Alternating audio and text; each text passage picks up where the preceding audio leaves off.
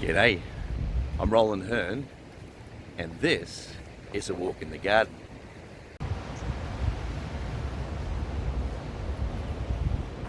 This is Peregian Beach. Peregian is the Aboriginal word for emu.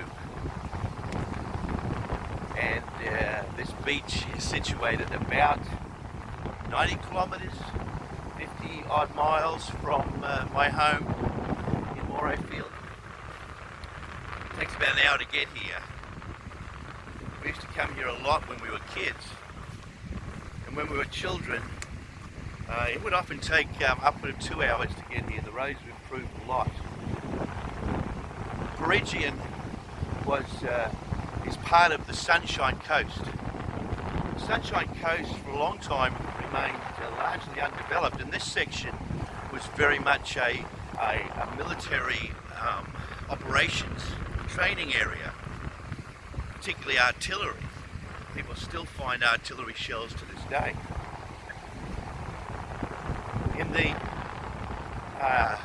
1950s, the state government decided that they were going to turn this area into a resort and retirement area. The first home was built in Peregian Beach area in 1959. My grandfather moved to Peregian Beach sometime in the 60s from Victoria. We would come up here then 3-4 more times a year, yes, to visit my grandfather, but most importantly to be in this space, which was virtually in those days a deserted space, and we would walk from his home down to the beach sometimes 3 times a day, and we'd swim and play on the beach, and in all of these dunes up here along the side, we spent a lot of time playing around. A lot of time we just spent at the house relaxing and enjoying ourselves. It really was a tremendous time for us kids.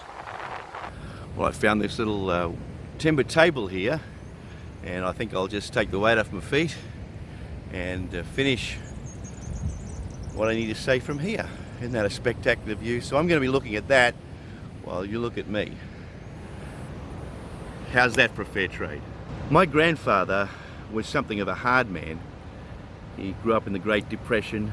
He was a police officer, and he wasn't someone to be trifled with. He was of the school that children should be seen and not heard, and that wasn't advice, that was law, a criminal statute. So he was a hard man to get close to. I remember when we were young, on one particular visit, he obviously had said to my folks, or it may have just been my mum, because she would often bring us up here on our own, but he had obviously said to her they could have a sleep in, and he would feed us breakfast. And so he had gone to some effort to make breakfast for my sister, myself, and my younger brother. And as I recall, it was not a bad breakfast, except that he included tomato juice in the menu. And when I saw that laid out, I said to him, I don't drink tomato juice, I don't like it. And I remember him saying to me that I would drink it, and I would like it. And I tried quite as strongly as I could to say the last time that I tried it, it had made me feel a little sick. And he just insisted, and he was such an overbearing, powerful person that he said to me, you will drink it. So I took the first mouthful, and as soon as that tomato juice hit my stomach, I could feel my stomach beginning to turn, and he made me take another mouthful. Well, it wasn't long before the tomato juice was coming back at a much faster rate than what it went down. And I think I felt a little bit justified, even though I felt incredibly sick and mortified, that the breakfast was now covered in tomato juice that had been projectile vomited across the counter.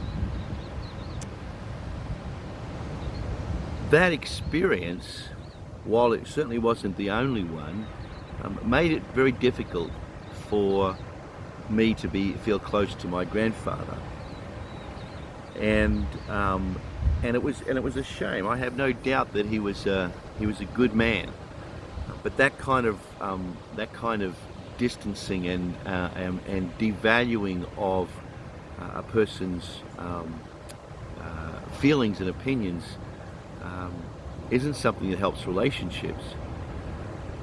Last week I closed off the video fairly quickly, and I was closing it at the point where I was saying that there is a cure for this ontological shame.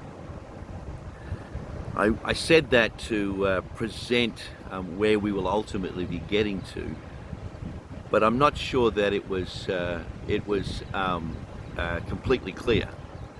So hopefully you're with me this week, and let me just say that I will find the final episode in this series, as I'm unpacking shame, will be centered in that cure for shame.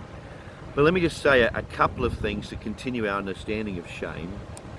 The goal of the walk in the garden is to bring us to a place where we are shame-free. Shame-free and shameless are two very different things. To be shameless is to build up such a wall against your own shame that you are acting in ways that are completely shame-driven, and you are acting like you don't care that is the case. And it is one of those cognitive dissonance pieces where a person is acting very shamefully and living out of a world of shame, but acting like they do not care. And it's very, very difficult, because they're acting like it doesn't care isn't happening at a surface level. It is happening at the deepest level of their personality and identity. To be shame-free is not to be in a place where you never struggle with shame. It's to have come to a place in your life where you recognize the dynamics of shame and therefore are able to respond to them effectively. Someone that helped me a great deal in understanding how shame works is a very dear friend, Dr. Neil Pembroke. Neil is a associate professor in the religion department at the University of Queensland, and he became my supervisor through my honours thesis, and we've spent a lot of time together talking about the issues of shame. It's one of the areas that he has focused on. Neil helped me understand that there are 6 characteristics of shame. You don't need all of these characteristics in order to recognize that you are struggling with shame. In fact, you probably will only be dealing with 1 or 2 of them at any one time, although you can deal with more than that, and you usually are dealing with more than one. But these 6 characteristics help us to recognize when we are struggling with shame. So let me go through them. The first is a sense of exposure. It may be a momentary thing, or it might be something that spans over a long period of time, even years. But it's the sense that people are looking deep inside of me, that they know who I am, and the things that I'm trying to hide, they are seeing. And that might happen in a moment where we do something where we feel silly or stupid, and we feel like that act is displaying things about ourselves that we don't want people to really know. But it may also be a lifetime experience where we feel so inadequate, so unable, so incompetent that people are always looking at us, always judging us.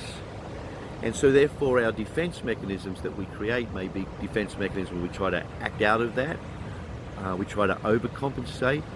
We can be aggressive as a result of that. But as often as not, it leads to the second characteristic of shame. These two things can happen independently. They quite often are seen together. And the second one is this: a need to hide. That feeling that I've got to get away, that because I'm not good enough, I need people not to look at me. And so a lot of times when people are doing public speaking, that's the fear that comes to the fore, that need to hide. I don't want to be out in public. I don't want people to see me. And public speaking itself is one of those categories that really reflects shame very strongly.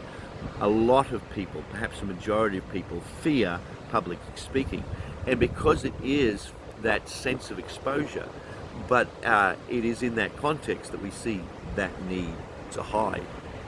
The third thing is this: it's an incongruence between expectations and achievements. That means there's a gap. There's a distinct separation between what is expected of me and what I'm able to achieve. This form of shame takes place very strongly in work environments, particularly institutional work environments, where there's this perceived expectation, and we're certain that we will not respond effectively. So we can go through lots of mechanisms to try and hide what we are doing, so that we are not found out. The fourth one is the creation of a threat to trust. It is this sense that shame brings on us that I can't really trust people.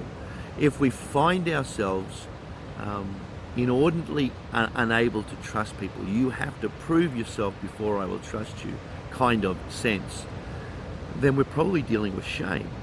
Of course, there's a natural caution when we're meeting someone new, but this complete inability to trust people generally is a reflection of some turmoil or trauma that we've been through, but it's empowered by the sense of shame. The fifth one is inappropriateness, that sense I don't belong. You know, perhaps that sense where you've been invited to what you thought was maybe a dress-up party, and you've dressed up in some silly costume, and then you find out it's formal wear. I'm sure that's never happened to anyone, but I have been to a party where I thought it was casual and it turned out to be formal. That feeling that I don't belong, that I don't fit, that I'm inappropriate, while it might have that momentary contextual piece, many people live their lives with that sense that I don't belong, I don't fit, this is not my place, I don't belong here. And the last one is the most destructive, I think. And it's probably the culmination of the others.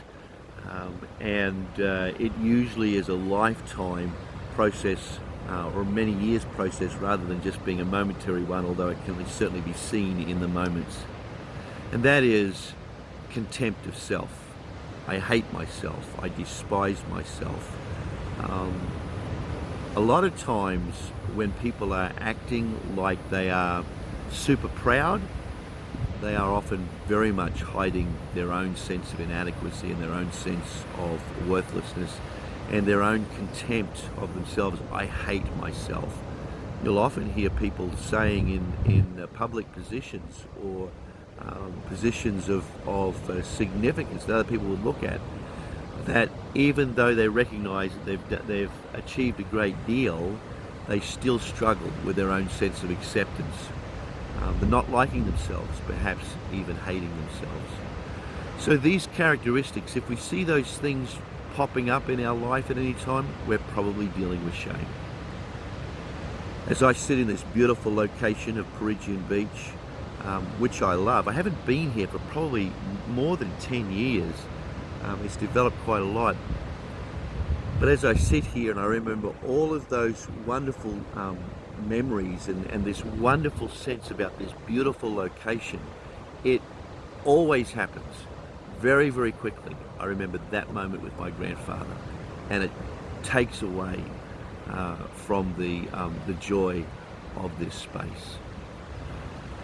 So Hopefully by now you're getting a sense that that shame is something that we all deal with at some point or other, that it is a genuine struggle, and there's a perhaps a deep longing that you've never recognized before to deal with that. That's where I want to get to next.